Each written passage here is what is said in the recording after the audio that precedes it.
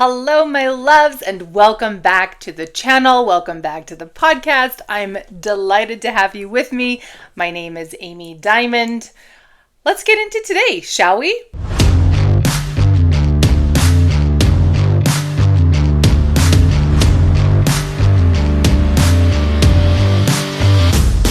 So what I want to talk about today is how to identify whether or not you are an under earner.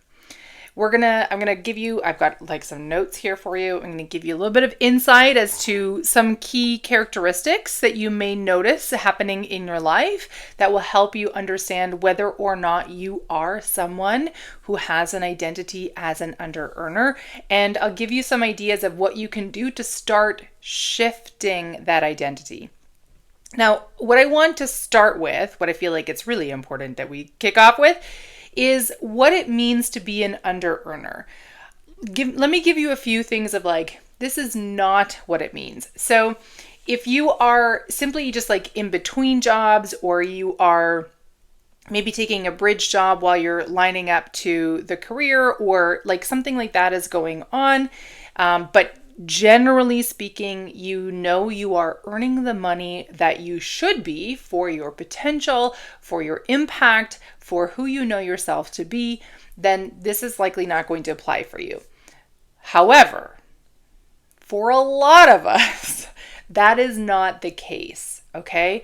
So an under earner, someone who has an identity or a pattern as an under earner, is someone who is consistently not making the income that they should, given their potential, their knowledge, their expertise, and what they know they are bringing into the world. Now, this impacts business owners and folks in a job alike. So what if you're an entrepreneur and you're like, okay, well, the business is new and it's just not making money yet because like I'm still building the list and I'm still whatever.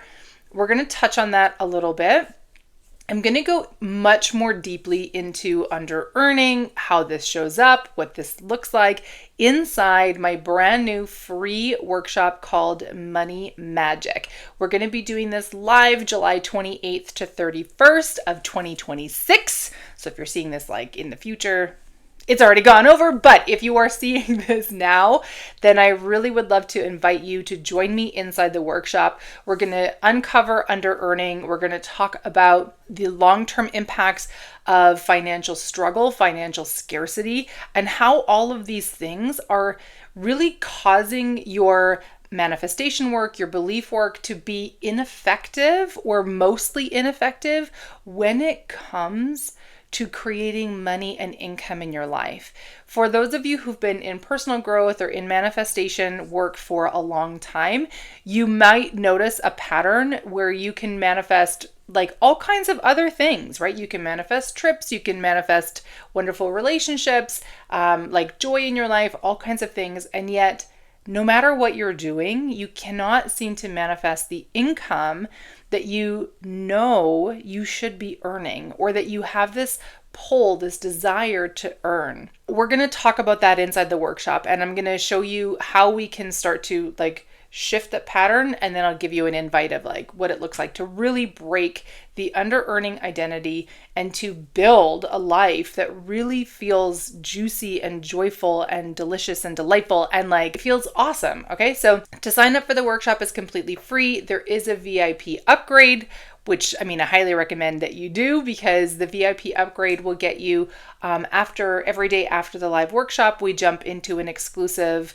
all access room where we'll do some live coaching. You can ask me questions about the content. You can ask me questions about what you're noticing in your own life. We'll do some spotlight coaching. So my VIP members will get that. You also will get extended rewatch time when I host a live workshop. I typically have the rewatch, so you can watch the replays for up to about 7 days.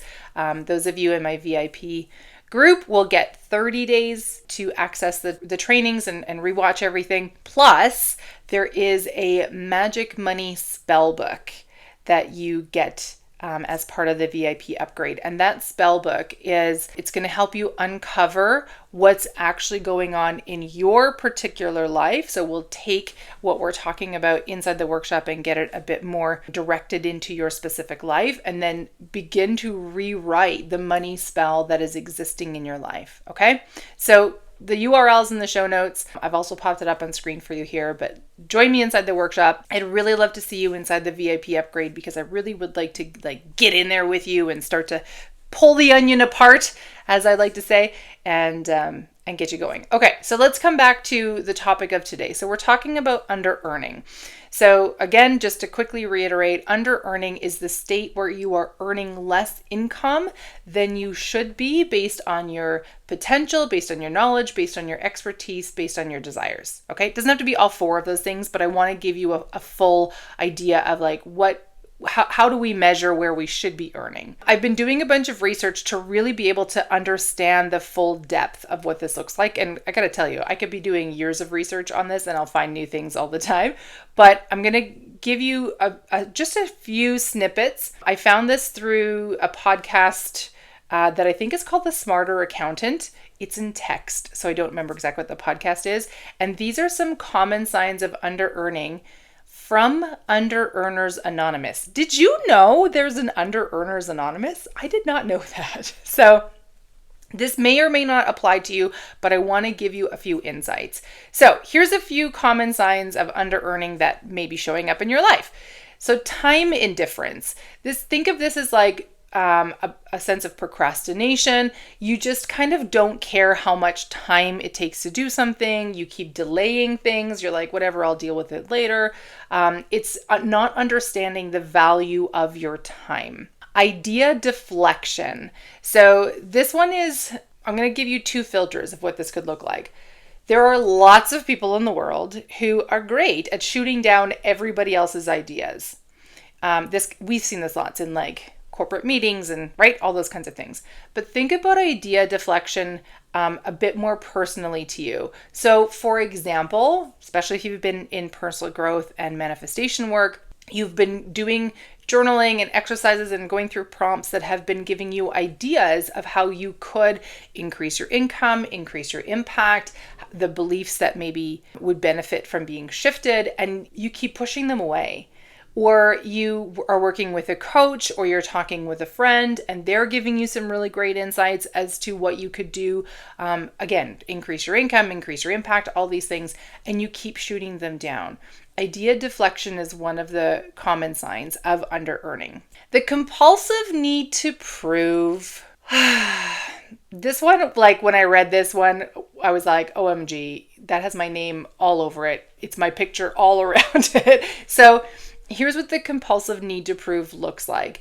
No matter how much of an expert you are, no matter how much you know, no matter how proficient you are, it doesn't matter, all the years of experience that you have this constant need to prove that you're good at it. It often comes with this really gross, and I can say that from personal experience, it just feels gross, this gross feeling of that no matter what, you can't seem to prove enough that you have the value, that you have the expertise, that you have the experience, the wisdom in order to capture and call in the income that you know that you want to be earning. Clinging to useless possessions. This is related to under earning. There's obviously lots of these things will pair into other parts of your life as well.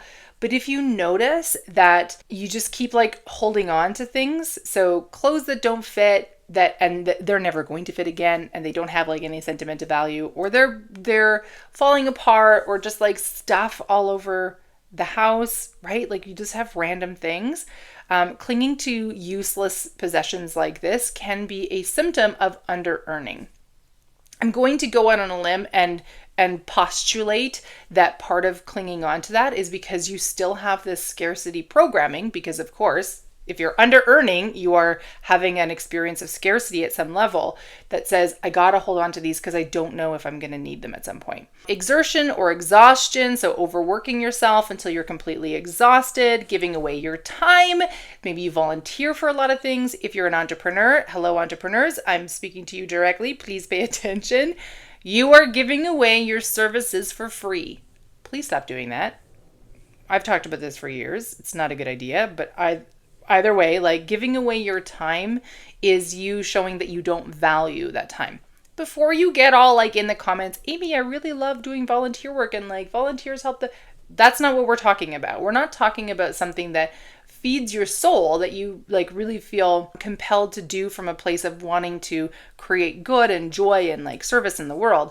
I'm talking about like this consistent experience of giving away your time. It won't be just volunteering, okay? You'll see it in lots of places. Undervaluing or underpricing, this one is huge. This one is huge, especially for entrepreneurs, but those of you in a JOB, this will also resonate for you. So you might be undervaluing your work. Hello, performance review time. They ask you to say, what have you been doing with your work, with your impact? And you're like, I just kind of been like hanging out here and doing my best. That's undervaluing the work and the impact that you're bringing.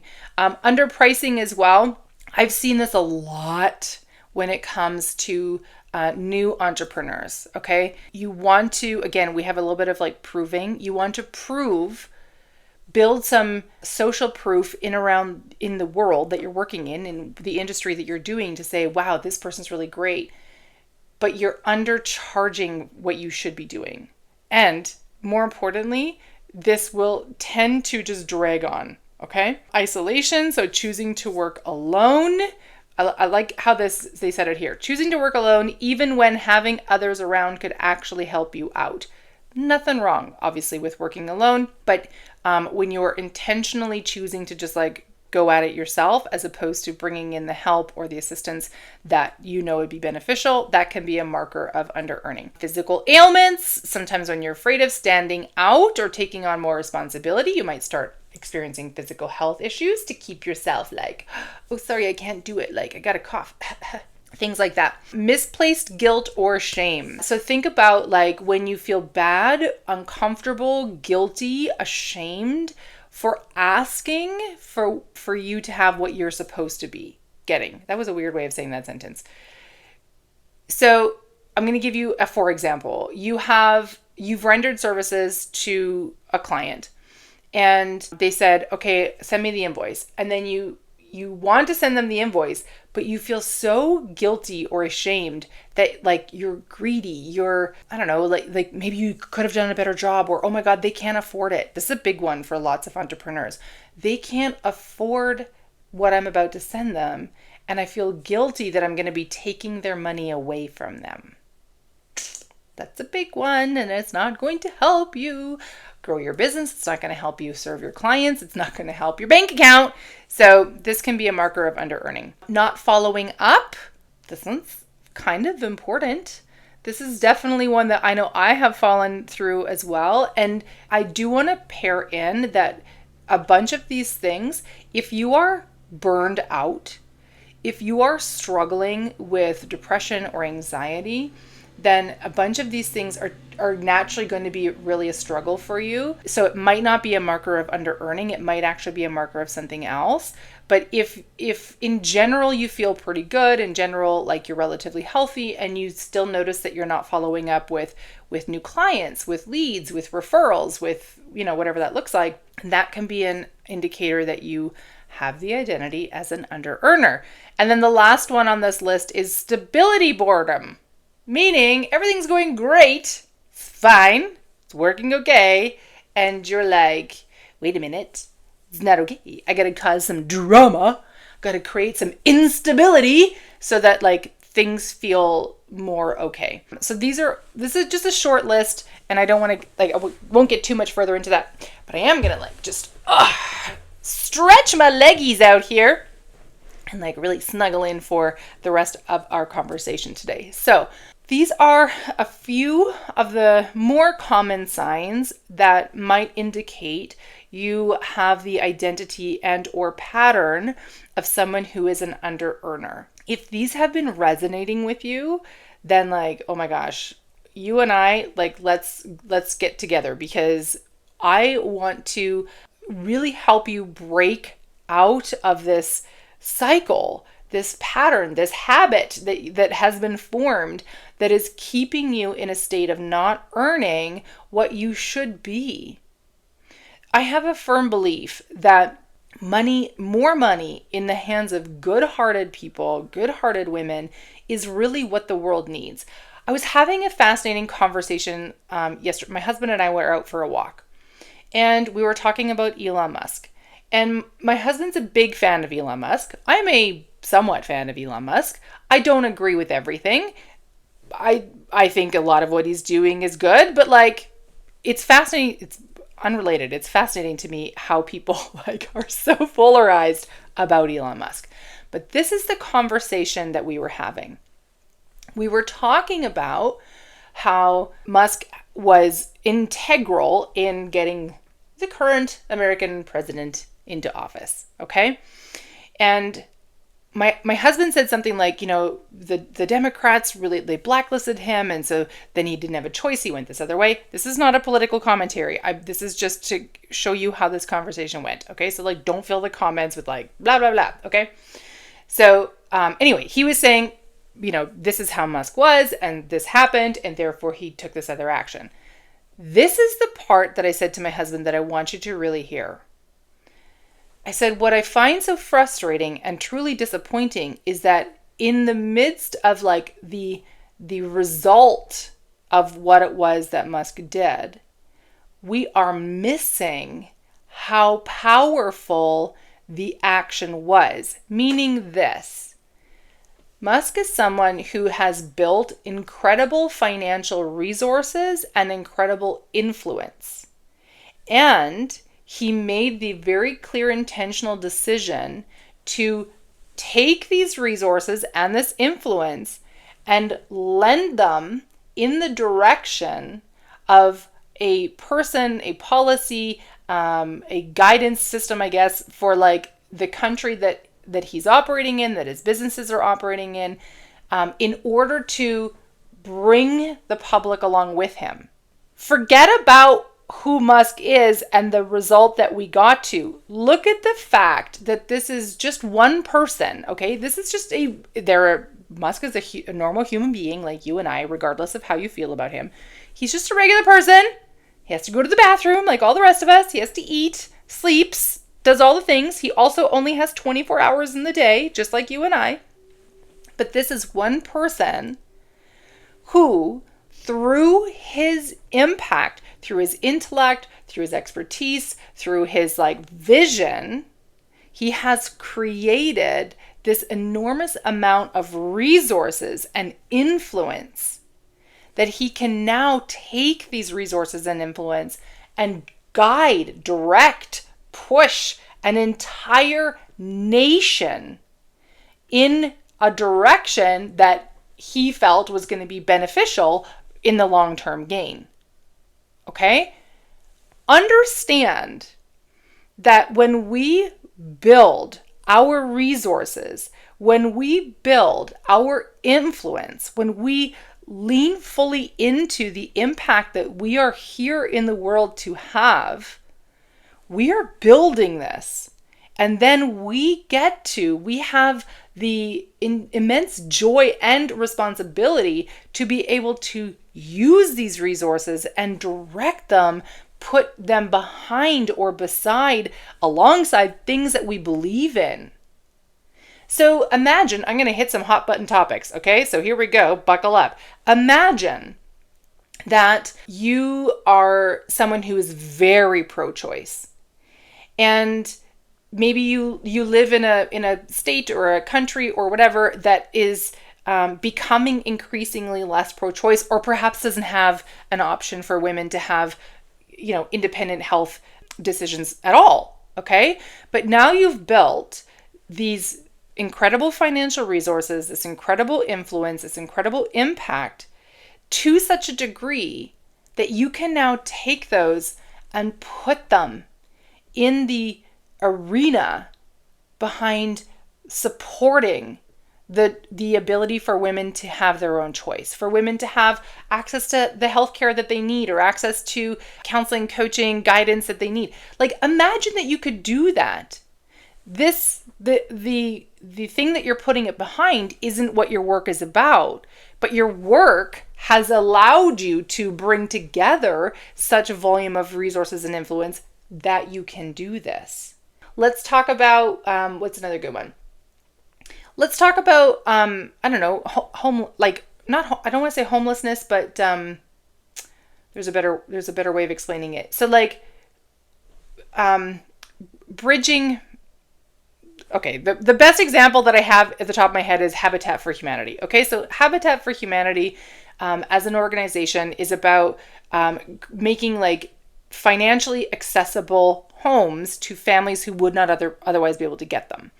So imagine that is something that you are really passionate about. And perhaps you've been volunteering with Habitat for Humanity, but you have this desire in your heart to do something bigger, to do, something that has a more profound impact, or do something that perhaps maybe there's a family that somebody who can't, for example, doesn't qualify. I don't know if there's qualifications. I'm sure there are. Doesn't qualify for Habitat for Humanity. And so, but they also can't afford to get a house or whatever. Imagine that through your work and your impact and your influence, you have built this amazing ball of resources that you could now direct it in support of this thing that you believe in. This is the point that I'm trying to make, okay? So I just wanted to give you some very big, very hot button emotional issues for you to start thinking about this. This is the point that I'm trying to make. Elon Musk is one person, but he is one person who believed in his vision, understood his value, went hard after what he believes is right, with a deep heart and care for the world, regardless of how you feel about him. That's not what we're talking about here, but this is how he approaches things. And so he has taken all of these elements to build and claim and call in the financial resources, the influential resources, the impact that has gotten him into a place to be able to drive things forward how he sees will be most beneficial to the world. But he's just one guy. So what makes him any different than you? We could also talk about Oprah. We could talk about Marie Forleo. We could talk about, I was watching Ryan Reynolds' Instagram clips earlier, so we could talk about Ryan Reynolds. We could talk about Taylor Swift. There are countless people who have massive impact, and they now are seen in this highly successful global stage, but they are only one person. They're no different in the sense that somehow they're this special creature that has all these unique somethings that I don't know, aliens imbued in them. And so they can somehow have the resources that we can't. They're just a person. But they're a person who likely doesn't have these identities and patterns of under-earning. And in order to have those resources, in order to have that impact, it's imperative to break out of the identity as an under-earner and or out of the pattern of under-earning. So if these things are resonating with you, first of all, hit subscribe, hit follow, do the things so more of this content finds its way to you. And also come join me inside the Money Magic workshop. It's completely free. I'd love to see you inside the VIP group as well. And we're going to actually really dig into under-earning, financial struggle, what all of this means, and how we start to get ourselves out of it. Okay? That's the mission critical thing. It is not just about bringing awareness to you because you already know, hey, there's another bill that I still can't pay. Or cool, I just got a raise at work, but like I'm still making 30% less than I should be. Or my business, is starting to show signs of growth, but like it's still not really going anywhere. Okay? These are all markers of under earning, and we need to get out of this broken cycle because it is not helping you and it is not helping the world. All right? My loves, thank you so much for being here with me today. I look so forward to seeing you in the workshop. And until next week, bye for now. Mwah!